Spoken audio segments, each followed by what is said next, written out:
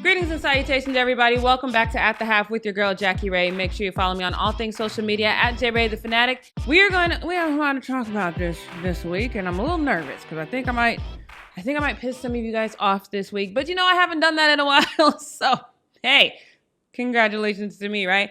I have to respectfully ask the gay community to stand down on hijacking the Black Lives Matter movement by saying all Black Lives Matter. There is racism in the gay community. That should not be a head scratcher to anyone, considering there are all walks of life that happen to be gay. Black means everybody Black. I don't appreciate you prefacing it in any way, shape, form, or fashion. Let me give you an example. If Tyrone goes into, an apartment building to try to get an apartment and he's denied housing because he is Black, that is a Black Lives Matter issue. If Tyrone happens to be gay, still a Black Lives Matter issue because they're discriminating against him specifically because he is Black. If Tyrone goes in there with his boyfriend, who is whatever nationality, and they are discriminating against him because they don't want gay couples or gay men in that apartment building, that is a gay issue. They're not interchangeable. And I think that that's the problem that I'm having with a lot of this situation. Although I guess, I talked to my best friend about it and she's like, oh, I just appreciate the numbers.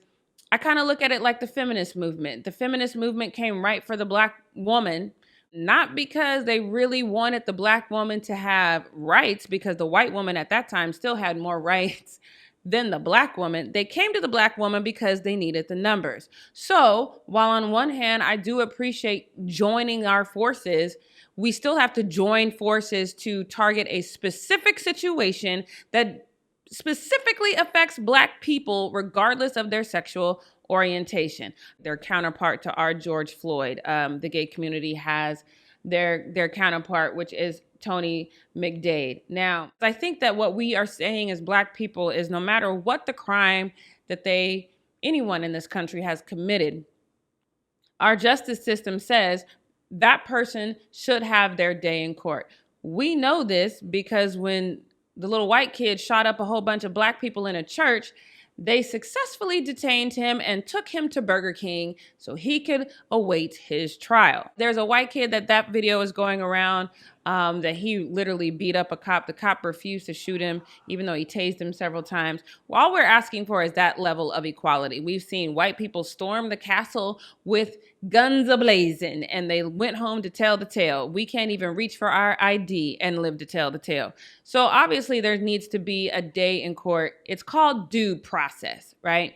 So this particular man, Tony McDade, he was shot and killed by police on May 27th. Tony McDade is accused of stabbing Malik Jackson, also a Black man. He's accused of stabbing him and then fleeing the scene. And then 15 minutes later, apparently the police officers found Tony and shot and killed him when he was in his apartment building. Now, obviously, there are things about this case that scream deadly force. The police officer is saying that even though he stabbed Malik Jackson, that he had a gun when he was at his apartment building and drew it on the officers. They're also refusing to release the body cam. The body cam, in my opinion, would quickly and easily prove if Tony McDade actually pulled a gun on the police officers. If he did, then this case is open and shut, in my opinion. The fact that he used a knife in one situation and they're refusing to release the body cam footage, to me, screams misconduct by the police. Now, Tony McDade is a Black man, right? So therein lies the Black Lives Matter involvement, because this is another Black man, whether he committed a crime or not, was denied his day in court by police officers if, in fact, he peacefully opened the door, which, there's questions there because you just stabbed someone to death. But then again, that's allegedly because so there's a lot of things that we would find out in court that we're not going to find out now because this man is dead. So obviously there's a lot of similarities with cases we've seen in the past. Now, Tony McDade, who's a Black man, also happens to be transgender. So here is where the all Black Lives Matter movement or hijacking of the Black Lives Matter positioning, I don't even know what you call it, that's where it starts.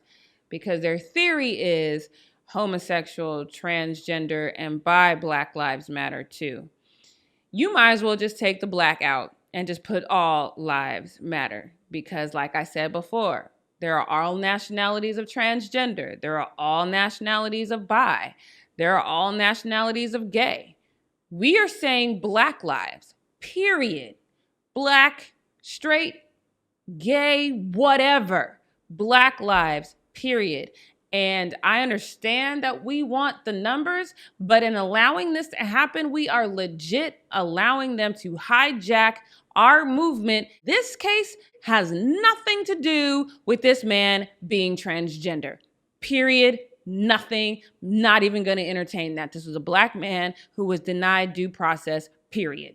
This is our movement. This is our time. We cannot be derailed. We have to have tunnel vision in our focus, period. So again, while I appreciate the gay community coming out and supporting us, that should have been it. It should have been the gay community coming out to support Black people, period. You're throwing all on there, and now your motives are suspect.